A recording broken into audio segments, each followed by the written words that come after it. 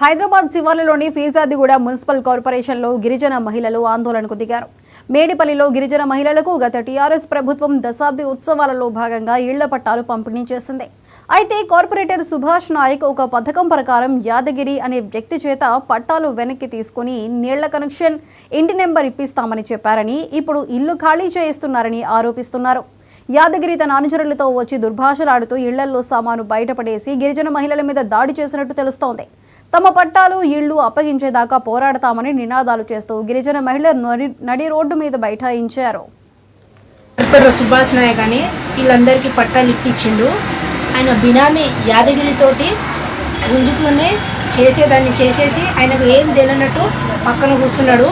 సుభాష్ నాయక్ వీళ్ళ పట్టాలకి దాడి చేపించి యాదగిరితోటి గుంజించిండు. సుభాష్ నాయక్ వీళ్ళకి న్యాయం చేస్తాడా, మరి మా క్యాస్ట్ అని నమ్మిన ఆయనకు అంత మోసం చేస్తాడని అనుకోలేము. మేము ఎప్పుడు ఒక అధికారంలో ఉండి, ఒక పార్టీ అధికారంలో ఒక కార్పొరేటర్ ఉన్నారని నమ్మినందుకు బీద కుటుంబ వాళ్ళకి అంత ఘోరంగా అన్యాయం చేస్తారని మేము ఎప్పుడు అనుకోలేము. డివిజన్ 70 సర్వే నంబర్ 62 కంప్లైంట్ ఇచ్చినా మేము ఏం చేసినా పట్టించకుండా ఏం తెలియనట్టు కూర్చున్నాడు. మన సుభాష్కి, కార్పొరేటర్ సుభాష్కి ఈ టీవీ మీడియా వాళ్ళు చాలా గట్టిగా వార్నింగ్ చేయాలని కోరుతున్నాము.